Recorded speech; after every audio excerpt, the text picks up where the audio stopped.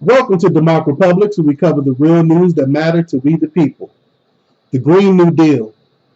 Less about climate change, more about control. The Daily Signal asked the question, if someone asked you to describe the Green New Deal, what would you say?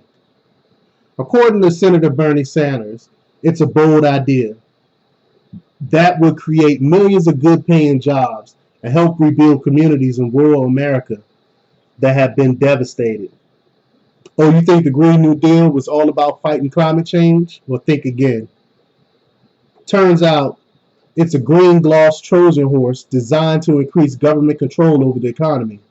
Just ask Sakat Chakrabarti, I'm just going to call him C, Chief of Staff to Rep. Alexandria Ocasio-Cortez, the author of the deal. Quote, the interesting thing about the Green New Deal is it wasn't originally a climate thing at all, C said. We really think of it as a how do you change the entire economy thing. So he admitted right there that it really has nothing to do with climate change. It started out as them trying to change the economy. Just how much change would the Green New Deal bring to the economy? Put simply, it would bring it to its knees. We know because we tried to use the Energy Information Administration National Energy Model to assess how the plan would affect the economy. The model crashed.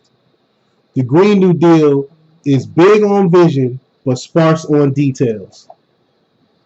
For example, it calls for reducing the greenhouse gas emissions to 60% below the 2010 levels by 2030, with the ultimate goal of reaching net zero emissions by 2050. But it doesn't say how to get there. One thing is clear, to meet these goals, Washington will have to force all Americans to reduce their energy consumption and or switch to green energy sources and fast. And the only way to do that is to impose coercive taxes and regulations. To assess the economy effects of such a scheme, we started by looking at a carbon tax, the most popular recommendation of those asking government to nudge us off of fossil fuels. Using the Energy Information Administration model, we tested to see how high a carbon tax would have to go to meet the Green New Deal's emission target. We ratcheted the tax up to $300 per ton, which dropped emissions 58% below the 2010 levels, but not until 2050. That left us far short of reaching the deal's target. But when we tried to push the tax higher, the model crashed. Clearly, the Green New Deal's emissions target is unrealistic, yet the danger they pose to the economy are far too real.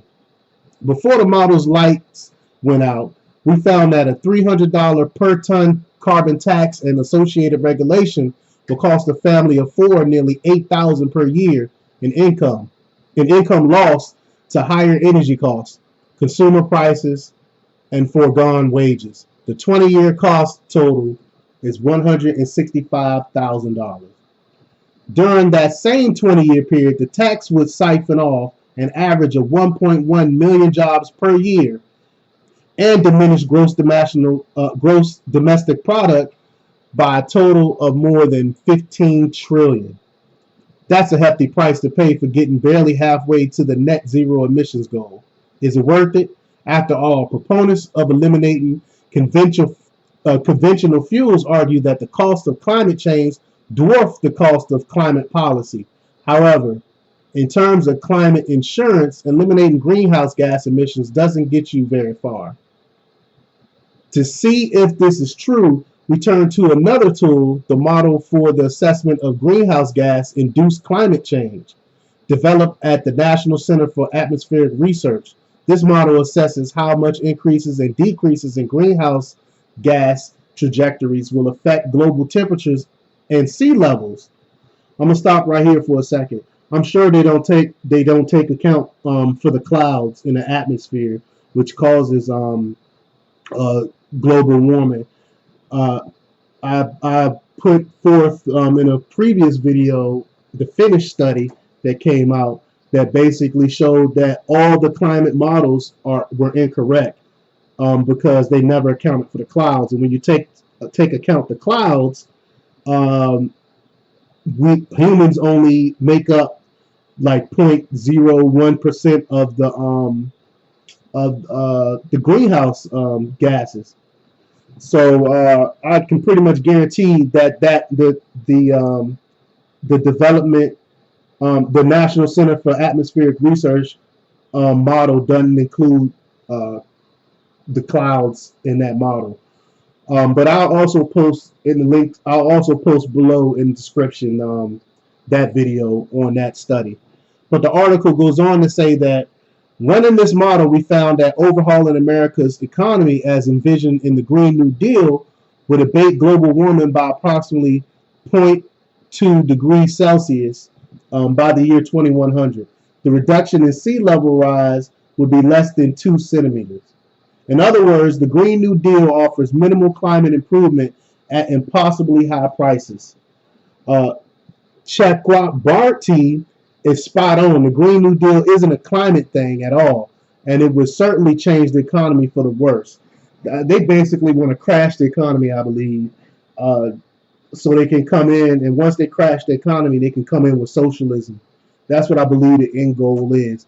Crash the economy, make it where no one can afford to live in this economy, so they can bring about socialism. But that's what I believe what this whole thing is about. But leave your comments down below. Let me know what you think what this whole Green New Deal thing is about.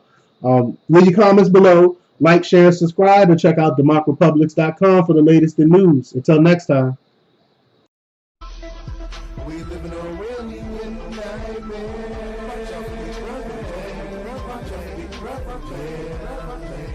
We live in a really nightmare.